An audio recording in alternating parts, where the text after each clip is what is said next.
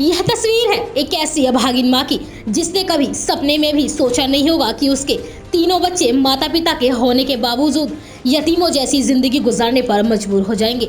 बुलंदशहर की रहने वाली यह महिला अपने पति से मिले 3 तलाक के बाद अपने बच्चों को पाने के लिए दर दर की ठोकरें खा रही है। पीड़ित महिला के ससुराल वाले उसके बच्चों को वापस करने को तैयार नहीं है, जिसके लिए वह सबसे गुहार लगाती फिर रही है। आप भी सुनिए इस पीड़ित महिला का दर्द। और मुझसे दहेज की मांग करते थे वो लोग। अब ये परेशान में मैं के रहती हूँ, अपने अब मैं कहाँ से अपना खर्चा चलाती हूँ। कार चोरी करती हूँ। कैसे मतलब खर्चा कैसे आप अपना चला रही हैं? कार चोरी करती हूँ, मेहनत मजदूरी, यही कार चोरी पड़ जाते हैं। 50-100 रुपये पड़ जाते हैं। 100 रुपये पर डे लगभग कमा लेते हैं। इसमें अपना खर्चा गुजारा करती रहती हूँ। और वो लोग मेरे बच्चे भी ले गए छीन के। मेरे ससुराल वाले आए थे, मेरे बच्चे ले गए छीन के। बेटी को पाल के पोस के बड़ा किया जाता है और उसके लिए जीवन साथी चुना जाता है, जिसके साथ उसको हमेशा के लिए भेज दिया जाता है। मगर वही जीवन साथी एक दिन उसे धोखा दे दे तो उसकी ज़िंदगी बर्बाद हो जाती है। ऐसी ही एक यहाँ पर एक बेटी यहाँ हमारे साथ मौजूद है, जिसे इसके पति ने तलाक दे दिया। 3 बच्चे होने के बावजूद भी इस बिटिया को तलाक दे दिया और आज ही अपने परिजनों के साथ रहकर अपने माँ बापों के पास ज़िंदगी गुजार रही है। मेहनत मजदूरी करती है, उसके बाद अपना लालन पालन करती है। चलिए बातचीत करेंगे। क्या नाम है आपका? रजिया। रजिया, ये बताओ शादी कब हुई थी, क्या क्या मामला हुआ पूरा, कैसे कैसे तलाक हुई, थोड़ा बताइए। सर मैंने एक लड़की के चक्कर में पड़ा था, गैर मुस्लिम के। शादी मेरी 7 साल पहले हुई थी। क्या पूरा मामला हुआ आपके साथ में, किस तरीके से तलाक दिया गया और कितने दिन के बाद तलाक हुआ? सर मैं कुछ दिन के शादी हो गई थी मेरे, कुछ दिन के बाद तो मैं सही रही थी। वो एक लड़की से चक्कर मेरे को पता लगा, उससे मैंने कुछ सब कुछ कहा, पर वो लोग नहीं माने। मैंने कहा बहुत उनसे कि अपने हस्बैंड से मुझे भी रख लीजिए, पर मुझे भी तो सही रख लीजिए, पर वो नहीं। यानी कि जिससे आप प्यार करते हैं उसको भी रखो। हाँ, उसे भी रखो और मुझे भी ठीक से रखो और मेरे बच्चे को भी ठीक से रखो। मेरे बच्चे के होने के बाद वो नहीं, मुझे मारते पीटते। कितने बच्चे हैं? 3 बच्चे हैं मेरे, 2 बेटे 1 बेटी। मारपीट करते थे आप? जी। मैंने उनसे बहुत कहा खर्चा मुझे तो दिया करो, वो खर्चा भी नहीं देते थे मुझे और मारपीट करके मुझे घर से निकाल दिया गया। और कुछ दिन फिर मैं अपने घर पे आ गई और मुझसे दहेज की मांग मांगते थे। जब आपको तलाक दिया जी, तो कितने लोग उस वक्त मौजूद थे? बताते हैं कम से कम 4 लोग मौजूद होने चाहिए, तो घर में कोई और लोग मौजूद थे वहाँ? जी हाँ, दो लोग मौजूद थे। उनकी मौजूदगी में तलाक दी? जी हाँ। तो ये बारीक मसला है, तो जो उलमा होते हैं वो बताएंगे कि भाई कितने लोग इसमें तलाक हो गया कुल मिला के? हाँ, तलाक हो गया। उन्होंने मुझसे तलाक की कह दिया, मुझसे तलाक हो गया। अब क्या परेशानी है? और मुझसे दहेज की मांग करते थे वो लोग।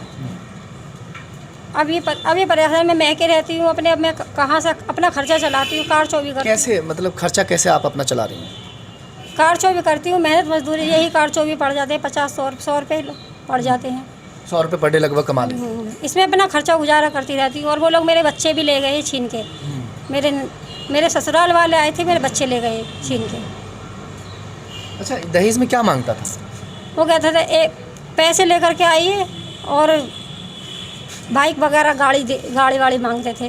बाइक नहीं दी थी क्या? नहीं। कुछ पैसे बाद में दिए थे मम्मी पापा ने? नहीं दे पाए।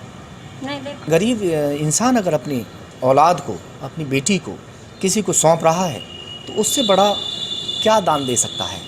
वो दान ही तो होता है जो अपनी बेटी को सारी ज़िंदगी उसने पाल के पोस के बड़ा किया, उसके बाद में उसको दे दिया। उसके बावजूद जो दहेज लोभी हैं, अगर उन्हें दहेज न दिया जाए या तो वह लोग फांसी देकर मार देते हैं। आए दिन ये खबरें आती रहती हैं, आप देखते भी रहते होंगे। या उन्हें जलाकर मार दिया जाता है या फिर वो खुद आत्महत्या कर लेती हैं, क्योंकि कहीं ना कहीं उन्हें उकसाने के लिए वो लोग दोषी भी होते हैं। अगर वो लोग ना उकसाएं तो वो आत्महत्या ना करें। आए दिन ये चीज़ सामने आती रहती है। फ़िलहाल ये तलाक का मुद्दा है। हालांकि जो उत्तर प्रदेश सरकार है, भारत सरकार है, तलाक के मुद्दे को लेकर काफ़ी सख्त है। उसके बावजूद भी तलाक जैसी जो घिनौनी घटनाएं हैं, ये रुकने का नाम नहीं ले रही हैं। थोड़ा सा आप ये और हमें जानकारी दीजिए, जो बच्चे हैं वो फ़िलहाल कहाँ रह रहे हैं? बच्चों की मुझे पता नहीं है। जे मेरे परिवार के घर गए थे, ससुराल वाले ले गए। जेठ जेठानी नंदोई मेरे उठाकर बच्चे ले गए थे। आज आपने कहाँ शिकायत की है बच्चों को? आप जो है चाहती हैं, लेना चाहती हैं बच्चों को, जो है आप कहाँ शिकायत करके आए हैं? मैं और एसएसपी के दफ्तर में 3 दफ़े आ चुकी, बच्चों की एप्लीकेशन दे चुकी हूँ 3 दफ़ा। आज फिर आई हूँ। आज फिर आए हैं। हाँ। क्या कहा कप्तान साहब? उन्होंने कहा है कि जाइए थाने जाना, थाने में दूसरा दरोगा बैठ गए हैं, आ गए हैं, वहाँ जाकर कहना वो बच्चे दिलाएंगे, ठीक है? नहीं आपको कोर्ट से कहा दिलवाए जाए। आपका मामला कोर्ट में चल रहा है ना? जी हाँ, तो कोर्ट में जैसे चलता होता है मामला, तो वो कोर्ट के ज़रिए ही बच्चे मिलते हैं। अब फ़िलहाल बच्चों की इस तरीके से दुर्गति हो चुकी है कि जो बाप है वो भी नहीं है इस वक्त साथ में, जो माँ है वो भी साथ में नहीं है। तो सबसे बड़ी जो ये परेशानी आती है बच्चों के ऊपर आती है। और थोड़ा सा हमें जानकारी दीजिए, जिस तरीके से आपने कहा कि अपने पति से कि वो दूसरी जिससे वो प्यार करते हैं उसको भी रख ले, आप यही बता रहे हैं ना? जी जी। और आपको भी रख ले। हाँ। उसने क्या कहा आपसे? कि तुझे नहीं रखूँगा जो तुम्हें जेल करा दे, ये बोला। तो जेल करा दिया आपने? जी। कब गया जेल? जेल परसों गए थे वो।